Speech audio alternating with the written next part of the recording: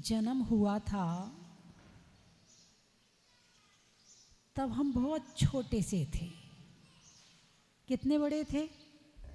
इतने से थे, इतने से होंगे, इससे ज़्यादा नहीं होंगे। इतने और ले लो, इससे ज़्यादा नहीं हो सकते, है ना। बहुत छोटे से थे। और हमें कितना ज्ञान था जब हमारा जन्म हुआ था? अरे बोलिए ना, आपको ये ज्ञान था ये मेरी मम्मी है, ये मेरे पापा हैं, ये ज्ञान था क्या? नहीं था। जन्म हुआ और पहली बार आँख खोली तो कौन आपके सामने था, क्या आपको याद है? नहीं है याद। आपको 1 साल तक की याद है कि आपको किसने पाला पोसा, किसने बड़ा किया? नहीं है। 2 साल तक की याद है? 2 साल की भी नहीं। 3 साल तक की याद है? कुछ हल्की फुल्की, बाकी नहीं है, है ना। तो हमें ये कैसे पता चला ये मेरी माँ है, ये मेरे पिता है, ये मेरा भाई है, ये पता कैसे चला? अरे बोलिए ना, घर वालों ने बताया क्या? घर वालों ने बताया ये तेरे चाचा हैं, ये तेरी मौसी है, ये तेरी बुआ है, ये तेरी मामी है, ये तेरे मामा है। किसने बताया था? घर वालों ने बताया और हमने मान लिया। यही है ना। ये तेरी माँ, मौसी, बुआ, फूफा, फूफी सब तेरे हैं। किसके हैं? अरे बोलिए ना, किसके हैं? मैं तेरी माँ हूँ, मैं हूँ तेरी। ये तेरे पापा हैं, ये तेरे हैं। ये तेरी बहन है, ये तेरी है। कभी किसी ने ये कहा कि इस दुनिया में कोई भी तेरा नहीं है? किसी ने बताया? अरे बोलिए ना, किसी ने बताया क्या? नहीं बताया। सबने एक ही बात बताई, मैं तेरा हूँ, मैं तेरा हूँ, मैं तेरा हूँ। चलो ठीक है, जिस समय जाओगे इस दुनिया से उस समय कौन तुम्हारे साथ जाएगा? अरे बोलिए ना। सारी जिंदगी तो इसी भ्रम में जीते रहे, ये मेरा है, ये मेरा है, ये मेरा है, ये मेरा है। और अंत में किसी से कहना जरा हमारे साथ चलो। अरे बोलिए ना, कौन साथ जाएगा? कोई भी साथ नहीं जाएगा।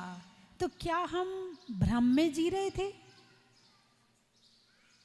भाई जो मेरा है वो मेरे साथ जाएगा और जो मेरा नहीं है वो यहीं छूट जाएगा। बात समझ में आई कि नहीं आई? जो मेरा है वो मेरे साथ जाएगा और जो मेरा नहीं है वो यहीं छूट जाएगा। तो जब जाओगे इस दुनिया में तो क्या साथ लेकर जाओगे? कुछ भी साथ लेकर नहीं जाओगे। तो सारी जिंदगी जो इतनी मेहनत कर रहे हो वो किसके लिए कर रहे हो?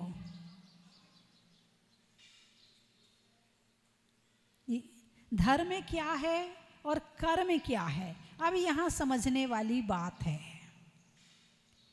भगवान महावीर से पूछो प्रभु मेरा कौन है, तो भगवान कहेंगे मैं भी तेरा नहीं हूँ, तू अकेला है। क्या कहेंगे? मैं भी तेरा नहीं हूँ, मैं तुझे मार्ग बता सकता हूँ, तू मेरे निमित्त से सम्यक्त्व प्राप्त कर सकता है, तू स्वाध्याय करके जिनवाणी का ज्ञान प्राप्त कर सकता है, तू गुरुओं की सेवा करके पुण्य प्राप्त कर सकता है, मोक्ष मार्ग प्राप्त कर सकता है, लेकिन तेरा कोई भी नहीं है। ये किसने बताया?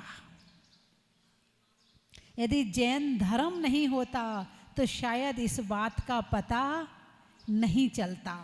सारी जिंदगी इसी भ्रम में रहते, ये मेरा है, ये मेरा है, ये मेरा है। और जब अंत समय आता और वहाँ जब अकेले हो जाते और अकेले जाना पड़ता तो बड़ी घबराहट होती।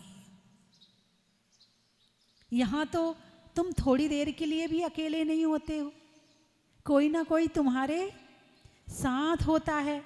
कोई ना रात को सोओगे तो भी अकेले नहीं सोओगे, कोई साथ में चाहिए, अकेले डर लगता है। सोने के बाद फिर किसकी ज़रूरत है? नहीं, सोने के बाद तो पता नहीं चलता है, लेकिन जब तक नींद खुली है तब तक तो कोई ना कोई चाहिए। हर समय साथ चाहिए। जब मृत्यु का क्षण आएगा उस समय किसको साथ ले जाओगे? अरे बोलिए ना।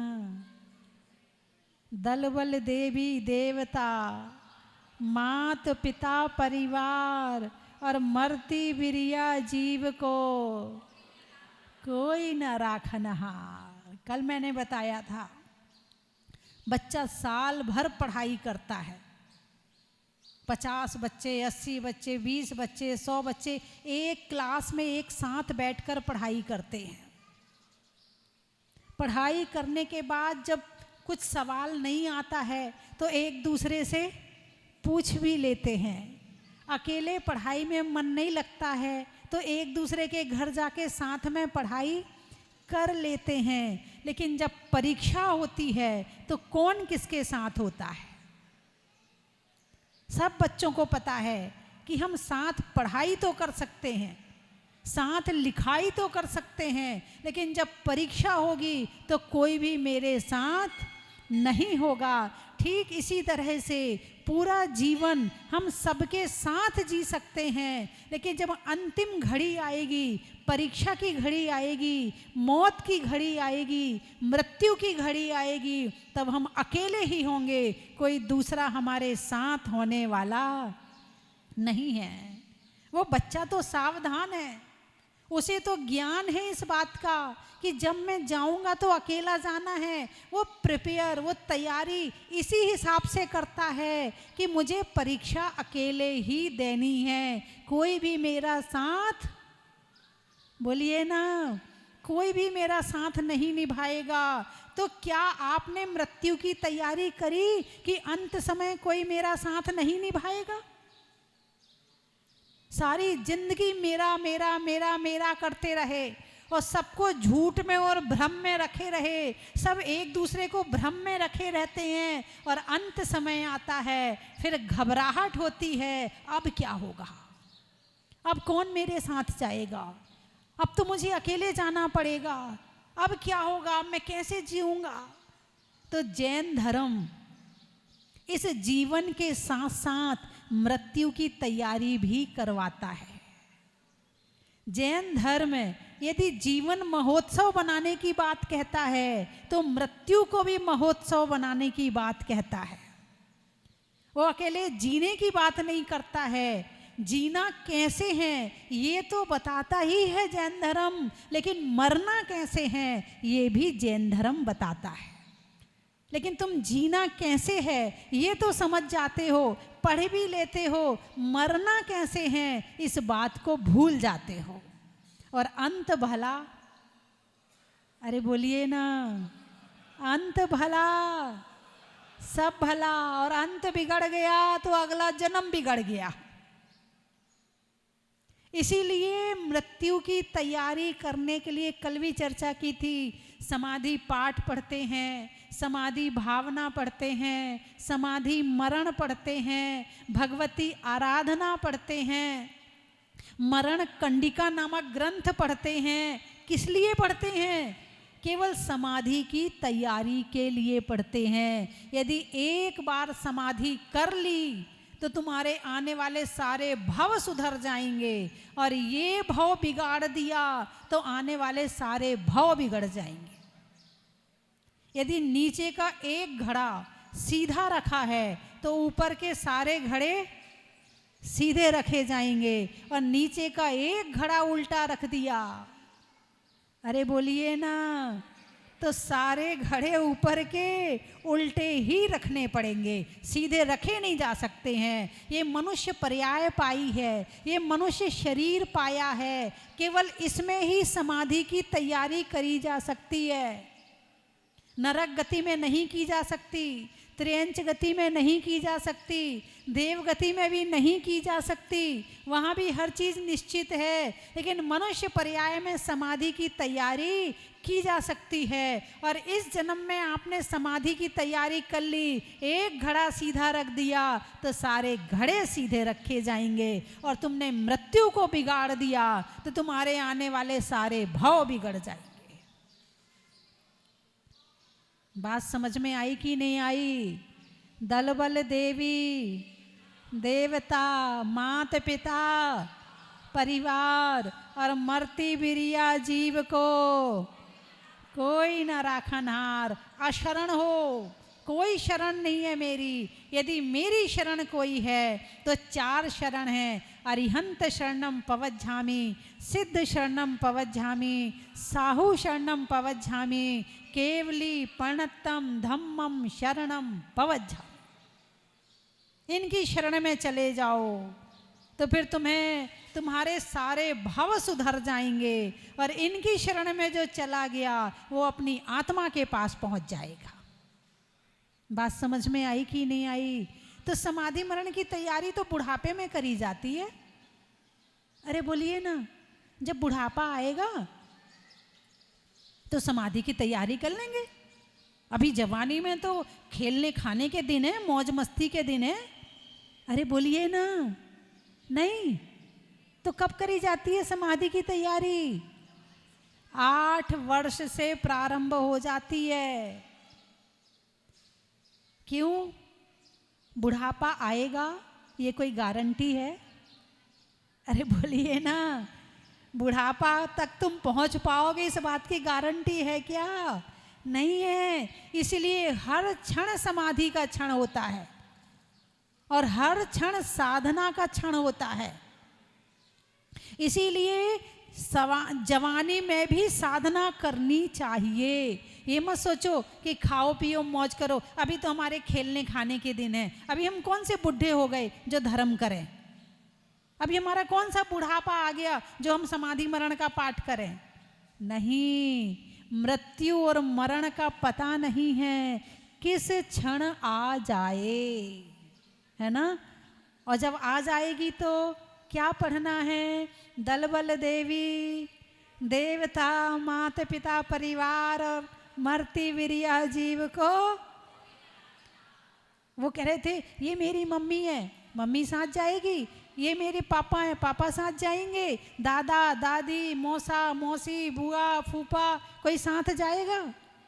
नहीं जाएगा। कैसे जाना है? अकेले जाना है। एक दिन मैंने बताया था, जब शादी होती है और दूल्हे की बारात निकलती है तो दूल्हा सबसे आगे होता है या पीछे होता है? हैं? सबसे पीछे होता है, ठीक है। और जब अर्थी जाती है तो फिर अर्थी आगे होती है कि पीछे होती है? पीछे आगे होती है। और बाकी सब? इसका मतलब समझ गए? जितने रिश्तेदार हैं, जितना ये मेरा मेरा करने वाले हैं, ये सुख में तुम्हारे आगे आगे चलेंगे और जब दुख आएगा तो तुम्हारे पीछे हो जाएंगे। ये इतना बड़ा रहस्य है, आप आज तक नहीं समझ पाए। तो जब ये सारी दुनिया केवल सुख की साथी है, दुख का साथी कोई भी नहीं है। दुख का साथी मुझे मेरा ही बनना पड़ेगा। मेरा आत्मबल मुझे ही प्राप्त करना पड़ेगा। मेरा धैर्य, मेरी सहनशीलता मुझे ही प्राप्त करनी पड़ेगी। कोई दूसरा काम आने वाला नहीं है। तो धर्म क्या सिखाता है? धर्म धैर्य सिखाता है, धर्म सहनशीलता सिखाता है, धर्म कर्म की बात सिखाता है, धर्म आत्मा की बात सिखाता है, धर्म परमात्मा का ज्ञान करवाता है। और जिसने जवानी में धर्म कर लिया उसका बुढ़ापे में धर्म रहेगा, और जिसने जवानी में धर्म नहीं किया उसका बुढ़ापे में भी धर्म रहने वाला नहीं है। तो फिर बुढ़ापे में क्या होगा? बुढ़ापे में वही होगा जो जवानी में किया है। जवानी में मंदिर जाते हो, हाथ जोड़े, 9 बार नमोकार मंत्र पढ़ा और वापस आ गए। अब जवानी में सारी जवानी यही किया था, अब बुढ़ापे में हाथ पांव चलते नहीं है, तो अब क्या करें? पूजा के भाव नहीं होते क्योंकि कभी करी नहीं, ध्यान के भाव होते नहीं क्योंकि कभी किया नहीं, पाठ के भाव होते नहीं क्योंकि कभी पढ़ा नहीं। जवानी में पढ़े होते तो बुढ़ापे में याद आता। तो बचपन की जवानी की तैयारी कब करते हैं? बचपन में। बेटा पढ़ ले, काम आएगा, अच्छी नौकरी लग जाएगी, अच्छा व्यापार कर लेगा, बेटा पढ़ ले। तो जवानी की तैयारी किस में करी? बचपन में। तो बुढ़ापे की तैयारी किस में करनी है?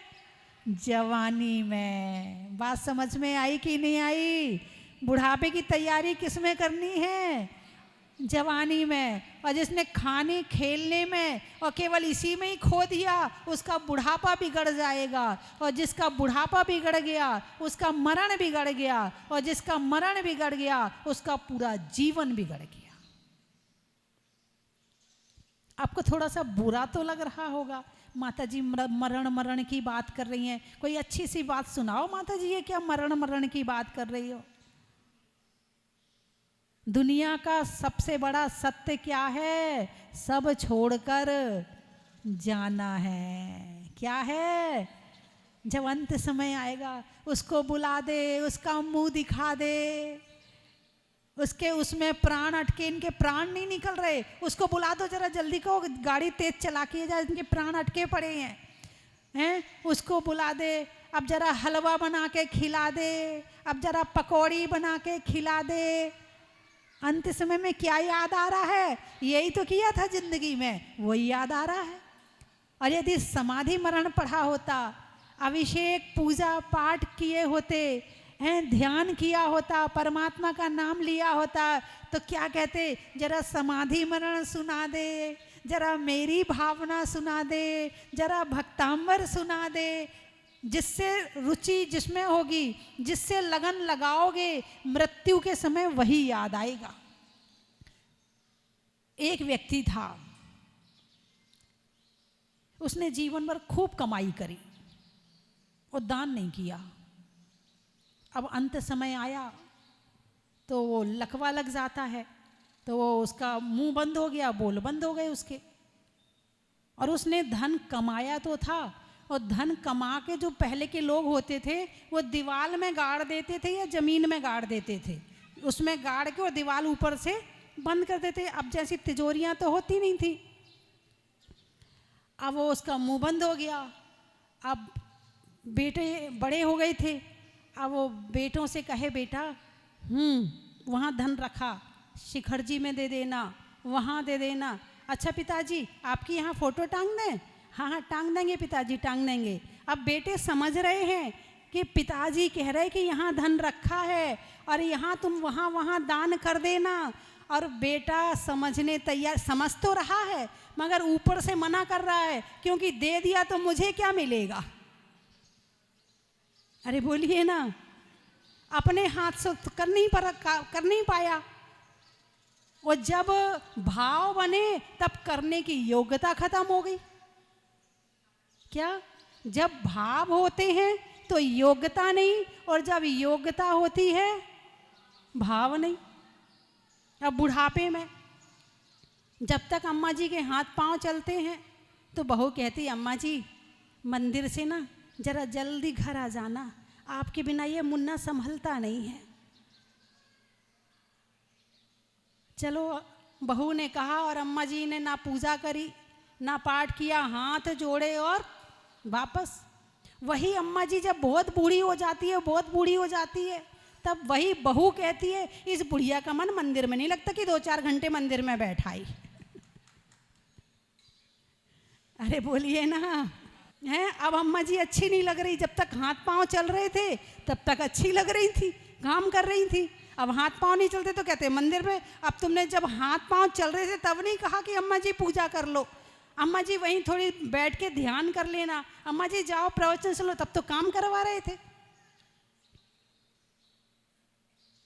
जब तक पिताजी के हाथ पांव चलते हैं तो बेटा कहता, पापा जरा दुकान पे जल्दी आ जाना, आपके बिना ग्राहकी नहीं संभलती है। और जब वही पिताजी बहुत बूढ़े हो जाते हैं, बहुत बूढ़े हो जाते हैं और लकड़ी टेक के पहुंच जाते हैं दुकान में, तो वही बेटा कहता है पापा घर में बैठा करो, तुम्हारी शक्ल देख के ग्राहक भी लौट जाता है। मेरी भावना याद कर लेना, भक्तांबर याद कर लेना, कल्याण मंदिर याद कर लेना। जब बुढ़ापा आएगा तो जो तुम याद करोगे आंखों से दिखेगा नहीं, तो अपने बैठे बैठे बैठे बैठे सारा पाठ कर लेना और अपना बुढ़ापा सुधार लेना। इस जवानी में मोबाइल में अपनी आंखें खत्म ना करो, कुछ पढ़ो, कुछ ध्यान करो, कुछ स्वाध्याय करो। क्या कहा, जवानी की तैयारी बचपन में, तो बुढ़ापे की तैयारी जवानी में। यदि जवानी में एकासन उपवास किए होंगे और बहू थोड़ी देर कर देगी रोटी लाने में, तो गुस्सा नहीं आएगा, अरे उपवास भी तो करते थे, हमें तो आदत है भूखे रहने की, अरे कोई बात नहीं, एक थोड़ी देर लेट भी हो गई तो कोई बात नहीं। और यदि तुमने कभी उपवास नहीं किया, कभी एक आसन नहीं किया और बुढ़ापे में 5 मिनट चाय लेट हो जाए, रोटी तो छोड़ो, अब बहू के पास तो 10 काम है, इधर बच्चे को देखना, इधर टिफिन लगाना, इधर झाड़ू लगाना, इधर पोंछा लगाना। तुम्हारे पास तो एक ही काम है कि चाय आनी है और घड़ी पे निगाहें हैं, 3 बज गए अभी तक चाय नहीं आई और तुम्हारा गुस्सा शुरू हो जाएगा। तो इसकी तैयारी भी जवानी में कर लेना कि बाई चांस कभी ऐसी परिस्थितियां आए तो मुझे कैसे रहना है। इससे तुम्हारी समाधि मरण की तैयारी होगी, इससे तुम्हारी कषाएं कम होंगी, इससे जीवन में समता भाव आएगा। और जहाँ समता भाव है वहाँ सुख है, और जहाँ समता है वहाँ समाधि है।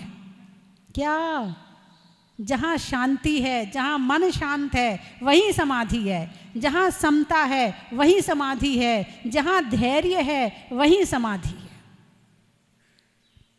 तो मेरी बात आपकी समझ में? अरे बोलिए ना, तो कौन कौन याद करेगा?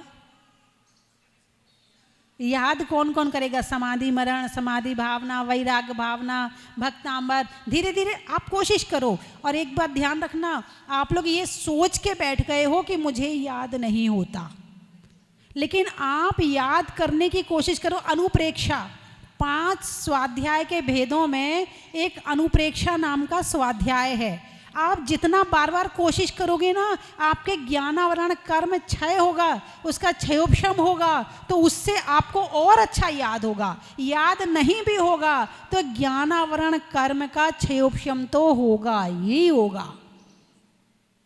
इसलिए याद जरूर करना। बुढ़ापे में बुद्धि क्यों खराब हो जाती है? क्योंकि तुमने अच्छी चीज़ें याद नहीं करी है। और जो अच्छी चीज़ें याद करता है उसकी बुढ़ापे में भी बुद्धि बहुत अच्छी रहती है, क्योंकि आपने ज्ञानावरण कर्म का बंध तो किया, लेकिन ऐसा काम नहीं किया जिससे ज्ञानावरण कर्म का क्षयोपशम हो। इसलिए ये सारी चीज़ें याद करने से इसका क्षयोपशम होता। आप लोग दुकान में बैठते हो, दुकान में बैठ के बारे भावना सुनो, मेरी भावना सुनो, है ना। मोबाइल में और चीज़ें देखते हो, ये देख लो, प्रवचन सुनो, है ना। ये सब भाई खाली समय 24 घंटे ग्राहक तो नहीं रहता ना, तो बाकी समय क्या करते हो? कभी फेसबुक देखते हो, कभी यूट्यूब, कहीं ये वीडियो, कहीं वो वीडियो। छोड़ो इनको और अच्छी अच्छी चीज़ें सुनो, भजन सुनो, भजन गुनगुनाओ। जब मन में परमात्मा होंगे तो कैसे बुद्धि खराब हो सकती है?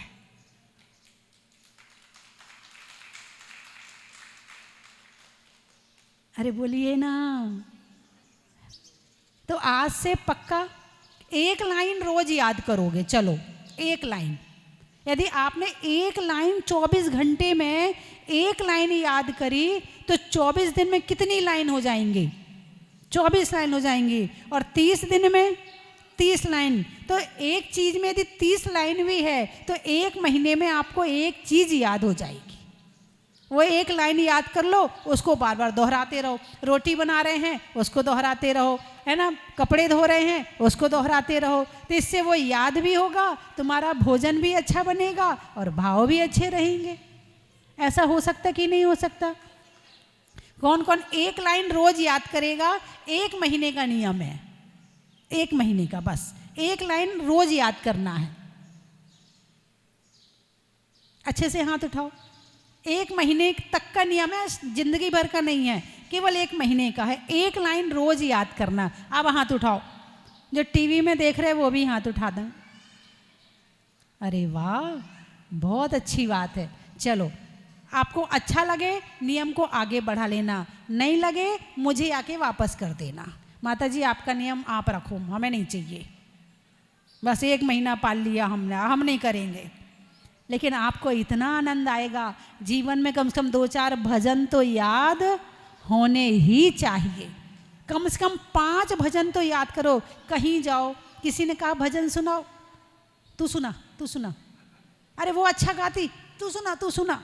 खुद को नहीं आते हैं कुछ, तो जीवन में कम से कम 4-5 भजन तो याद होने ही चाहिए। और किसी को सुनाओ ना सुनाओ, वो भजन मंदिर में जाके भगवान के चरणों में बोलना चाहिए। ऐसा हो सकता है कि नहीं हो सकता? भगवान की भक्ति के भजन आप 4-5 याद कर लो। जैसे विनय पाठ पढ़ते हो, जैसे पूजा पढ़ते हो, ऐसे भजन पढ़ लो। ऐसा हो सकता कि नहीं हो सकता? हो सकता है। कौन कौन कर सकता है? 5 भजन याद करना है 1 साल में।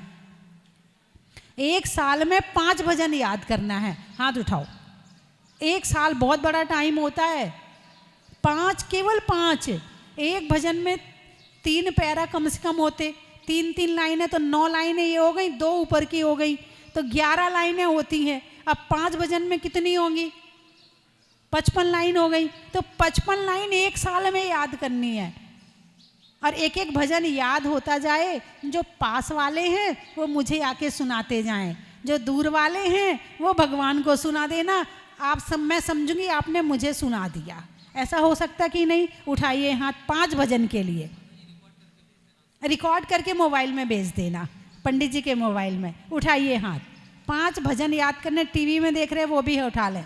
अच्छा, आपको याद होगा तो मुझे कुछ मिलेगा क्या? नहीं मिलेगा। किसको मिलेगा? तो फिर उठाइए हाथ, उठाइए खुशी से। अपने ऊपर भरोसा तो करो, खुद के ऊपर। मेरे ऊपर ना करो, खुद के ऊपर तो करो। उठाइए हाथ। लड़कियां और बहुएं जरूर हाथ उठाएं, उनको तो करना ही करना है, उनको तो नियम मैंने दे ही दिया। उठाइए हाथ। और अपने अपने बच्चों को भी करवा देना, करवाओगे तो तुम्हें भी याद हो जाएगा। अब उठाइए हाथ, उठाइए उठाइए उठाइए। चेहरा ना छुपाएं, हाथ उठाएं। पुरुष भजन नहीं गाते आप लोग? आपको नहीं गाना चाहिए, आपको जरूरत नहीं है। बिन भजन के जगत में तू प्राणी, मोक्ष जाने के काबिल नहीं है। बिन भजन के जगत में तू मोक्ष जाने के काबिल नहीं। क्या मोक्ष जाने के काबिल? काबिल तो बनो, कम से कम नहीं जा रहे तो बात की बात, काबिल तो बनो। कितने भजन याद करना? कम से कम एक तुमसे लागी लगन ले लो, ठीक है? एक तो याद हो ही गया, सबको है ही सबको, उसको तो जरा में याद हो जाएगा। अब 4 बचे हैं तो 4 कर लेना, ठीक है? माता तू दया करके, चलो वो भी याद कर लेना। बहुत अच्छा भजन है, बहुत भाव भरा हुआ भजन है। चलो 2 भजन हो गए, 2 सिलेक्ट कर दिए मैंने। अब 3 तुम्हारी पसंद के, ठीक है? चलिए। करने में प्रभु चरणों में नमन का, फूलों के लिए चमन का, और याद करने में भजन का ही महत्व है। सेठों में ठाट का, बनिया में बाट का, और याद करने में समाधि पाठ का बड़ा ही महत्व है।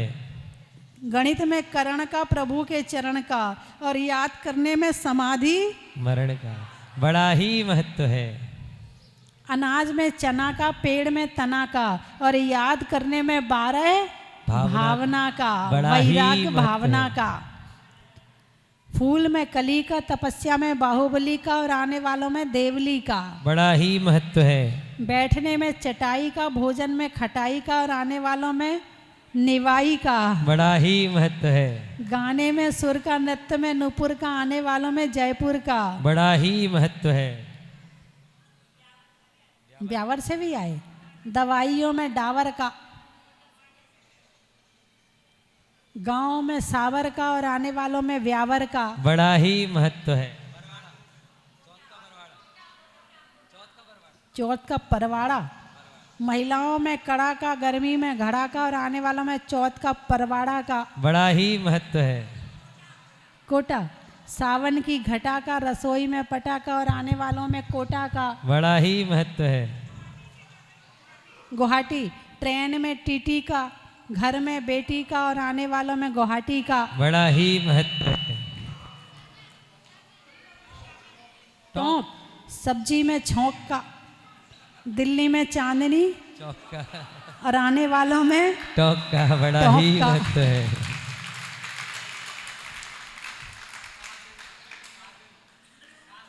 तासगंज। नहीं होने में रंज का, पंजाब में पंज का और आने वालों में तासगंज का। बड़ा ही महत्व है। वृक्षों में बड़का, बड़की जड़ का और आने वालों में किशनगढ़ का। बड़ा ही महत्व है। पीसागन। सोचने के लिए मन का, आत्मा को रहने के लिए तन का और आने वालों में पीसागन का। बड़ा ही महत्व है। शाहपुरा। रंगों में हरा का, सतियों में अनंग सरा का और आने वालों में शाहपुरा का। बड़ा ही महत्व है। जीवन में जरा का, जीवन में जरा का, रंगों में हरा का और आने वालों में आगरा का। बड़ा ही महत्व है। जंगल में शेर का, फलों में बेर का, आने वालों में सुसनेर का। बड़ा ही महत्व है। करहल। किसान में हल का, शरीर में बल का और आने वालों में करहल का। बड़ा ही महत्व है। टोंक। बूंदी। पक्ष में सुदी का, मंदिर में बेदी का, आने वालों में बूंदी का। बड़ा ही महत्व है। हिंडोली। शिखर जी में डोली का, कोयल की बोली का और आने वालों में हिंडोली का। बड़ा ही महत्व है। खेत में धान का, शादी में पान का और आज होने वाले संजय जी और परिवार के, पापड़ीवाल परिवार के विधान का। बड़ा ही महत्व है। मोतीलाल जी, इनके ये लाल और मोती, मोती लाल। हमारे छुल्लक जी का नाम भी पहले मोतीलाल था। अब ये छुल्लक जी बने हैं तो मैं चाहूंगी आप भी बन जाओ। समझ गए आप? मैंने कुछ नहीं कहा, आपने तालियां क्यों बजा हैं? चावल में चुनने का, बुनाई में बुनने का और मोतीलाल जी के छुल्लक बनने का। बड़ा ही महत्व है। जय जिनेन्द्र बंधुओं। संयम, तप, त्याग एवं साधना का महापर्व, जैन समाज का महापर्व, पर्वादिराज पर्युषण महापर्व आने वाली 8 सितंबर से 17 सितंबर तक मनाने जा रहे हैं। स्वस्थी धाम जहाजपुर में भूगर्भ से प्रकटित अतिशयकारी मुनीश्वरनाथ भगवान की पावन छत्र छाया में परम पूजनीय भारत गौरव गुरुमा गणनियारिका स्वस्ति भूषण माता जी का 29वां मंगलमय चातुर्मास चल रहा है। पूज्य गुरुमा के सत्संग पावन सानिध्य एवं पूज्य माता जी की संगस्था बाल ब्रह्मचारिणी प्रियंका दीदी के कुशल नेतृत्व में, निर्देशन में यहाँ पर 10 लक्षण महापर्व में एक श्रावक संस्कार एवं साधना शिविर का आयोजन किया जा रहा है। मैं चाहता हूँ आप यहाँ पधारें और इस शिविर में बैठ करके अपने आप को रिचार्ज करें। मुझे आशा ही नहीं, पूर्ण विश्वास है यहाँ आकर के जब आप शिविर में साधना करेंगे और बड़े बाबा की भक्ति करेंगे तो एक नई ऊर्जा, नई स्फूर्ति, नई चेतना आपको मिलेगी। यहाँ पर सभी शिविरार्थियों के आवास एवं भोजन की व्यवस्था क्षेत्र समिति के द्वारा की जा रही है। बंधुओं, आप नीचे जो लिंक दिया जा रहा है इस पर अपना रजिस्ट्रेशन कर सकते हैं, अपनी सूचना इस फ़ोन नंबर पर दे सकते हैं। धन्यवाद। जय जिनेन्द्र बंधुओं। 80 कार्य क्षेत्र स्वस्तिधाम की पावन धरा पे परम पूज्य भारत गौरव गणनियारिका स्वस्ति भूषण माता जी के मंगल पावन सानिध्य में होने जा रहा है 40 दिवसीय भव्य 40 का पाठ, जिसको कराकर आप शातिशय पुण्यवंत की प्राप्ति कर सकते हैं। सबकी मनोकामना को पूर्ण करने वाला है पाठ, जिसकी निछावर राशि 1 दिवसीय पाठ की राशि 2100 रुपये है। आप सभी अपना नाम लिखवाकर शातिशय पुण्यवंत की प्राप्ति करें। जय जिनेन्द्र। जब तलक है प्राण तन में तब तलक है तू। बैठी। जब तलक है प्राण तन में तब तलक है तू। स्वस्ति धाम आओ स्वस्ति धाम, चलो स्वस्ति धाम, चलो स्वस्ति धाम, चलो स्वस्ति धाम, आओ स्वस्ति धाम, चलो स्वस्ति धाम।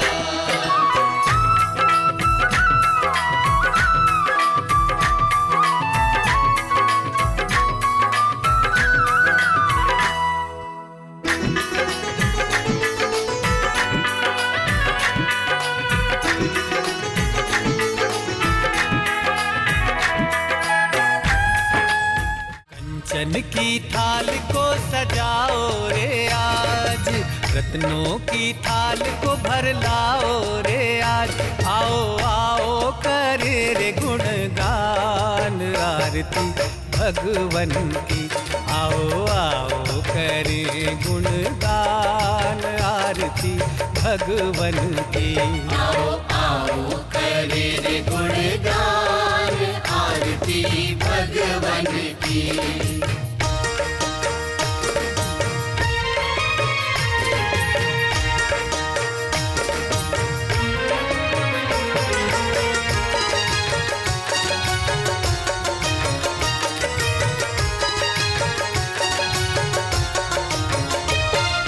पिता सुमित्र के राज दुलारे, माँ पद्मा जी के नैनों के तारे।